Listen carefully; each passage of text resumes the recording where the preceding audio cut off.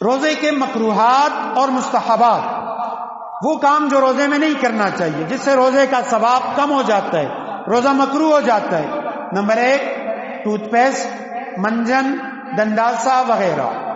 اس صورت میں جب آپ ٹوتھ پیسٹ کرتے ہیں یا دنداسا کرتے ہیں یا کوئی اور اس طرح کی چیز دانتوں کی صفائی کے لیے استعمال کرتے ہیں، اس کا ذائقہ آپ کے حلق سے نہیں اترا، تب تو آپ کا روزہ مکروہ ہے۔ لیکن آپ نے دن کے اوقات میں ٹوتھ پیسٹ کی اور اس کا ذائقہ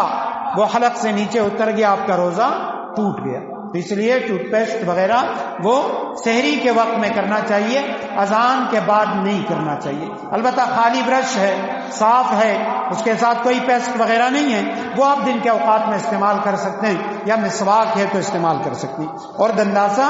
اس سے بھی بچنا چاہیے، مستورات کو بتانا چاہیے، مردوں کے لیے تو ہے نہیں دنداسا، خواتین اگر استعمال بھی کرتی ہیں تو دن کے اوقات میں اس کا استعمال نہ کریں۔ میاں بیوی کا ایک ساتھ لیٹنا، بوس و کنار کرنا رمضان میں دن کے اوقات میں یہ مکروہ ہے۔ غیبت کرنا، گناہ کرنا، یہ غیبت کرنا یا کسی قسم کا کوئی گناہ کرنا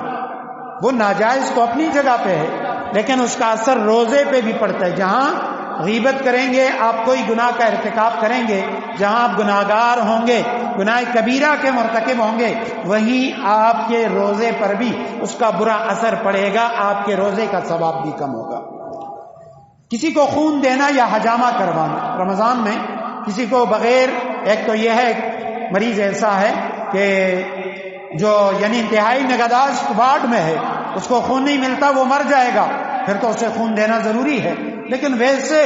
خون دے رہا ہے کسی تنظیم کو، بلڈ بینک کو، تو ایسی صورتوں میں اگر اسے خطرہ ہے میں خون دوں گا، میرے بدن میں کمزوری پیدا ہوگی، یا میں حجامہ لگاؤں گا، بدن سے خون نکالوں گا، کمزوری پیدا ہوگی، تو پھر حجامہ یا خون دینا مکروہ ہے۔ بغیر کسی بیماری کے ڈرپ لگانا، ڈرپ سے تو روزہ نہیں ٹوٹتا، لیکن کوئی شخص وہ ٹھیک ٹھاک ہے اور وہ بھوک مٹانے کے لیے ڈرپ لگا رہا ہے، اس کا روزہ مکروہ ہوگا، روزے کا ثواب کم ہوگا۔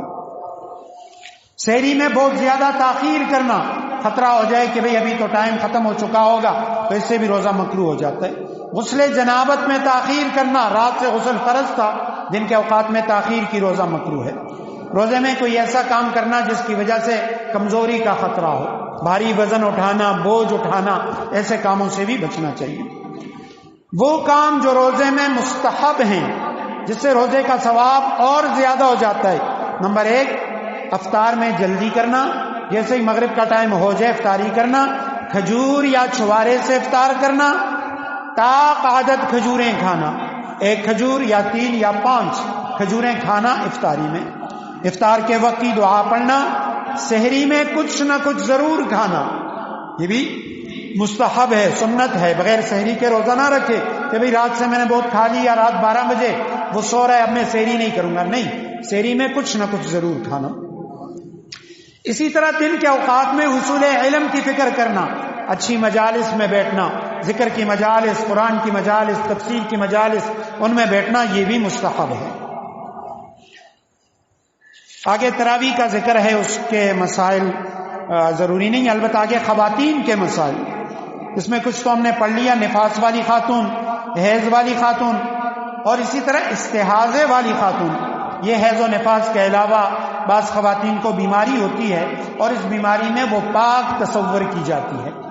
حیض کے علاوہ یا نفاس کے علاوہ، حیض کی کم از کم مدت وہ 3 دن ہے، زیادہ سے زیادہ 10 دن ہے۔ نفاس بچے کی ولادت کے بعد جو خون آتا ہے، کم از کم مدت کچھ بھی نہیں ہے، یعنی تھوڑا سا وقت بھی ہو سکتا ہے، زیادہ سے زیادہ مدت 40 دن ہے۔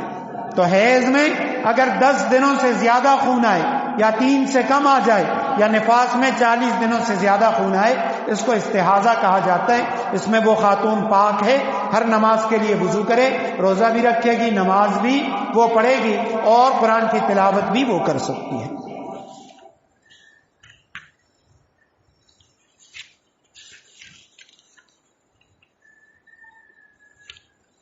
جو شخص مسافر ہے، شرعی سفر 48 کلومیٹر یا 48 میل یا 77.24 کلومیٹر یا 78 کلومیٹر جو شرعی سفر کر رہا ہے وہ مسافر ہوتا ہے۔ جہاں وہ جا رہا ہے 15 دن سے کم کا ارادہ ہے، مسافر ہوگا روزہ رکھے تو ہو جائے گا، لیکن اگر وہ روزہ نہیں رکھنا چاہتا تو اسے اختیار ہے، بعد میں ان روزوں کی قضا کرے گا۔ ہاں آگے بڑا اچھا مسئلہ آیا، سفر کی وجہ سے رمضان کے روزے کم ہو جانا۔ مطلب یہ کہ ابھی اگر ہمارا روزہ اس مرتبہ منگل سے شروع ہوتا ہے، اب ایک شخص ہے وہ یہاں پہ اس نے منگل والے دن پہلا روزہ رکھا، رمضان میں وہ چلا گیا سعودی عرب والوں نے پیر سے پہلا روزہ رکھا، تو جب اب ان کی عید آئے گی تو یہاں چونکہ اس کے روزے تو کم ہیں، اس کے اگر مثلا 29 ہو جاتے ہیں، اس کے 28 ہو جائیں گے اور سعودی عرب والوں کے 29 ہو جائیں گے۔ اب آگے ان کی عید ہے اور یہ عید پہ وہاں موجود ہے، تو اب یہ کیا کرے گا، یہ روزہ نہیں رکھے گا عید والے دن، انہی کے ساتھ وہاں عید منائے گا اور عید کے بعد ایک دن کی قضا کرے گا،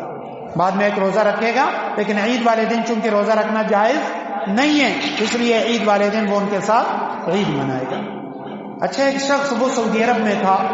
روزے کے آغاز میں اس نے سعودی عرب میں روزے رکھے، ایک دن ہم سے پہلے روزہ رکھا، رمضان میں وہ گھر آ گیا چھٹی پہ یا عمرے کے لیے گیا تھا، واپس آ گیا۔ اب جب وہ واپس آیا تو ان کے 30 روزے جب ہو گئے انہوں نے عید کر لی، ہمارے بھی 30 پورے ہو گئے، تو اب جو دن ہمارا یعنی آخری روزہ ہے تو اس شخص کا وہ کون سا روزہ ہوگا، 31واں۔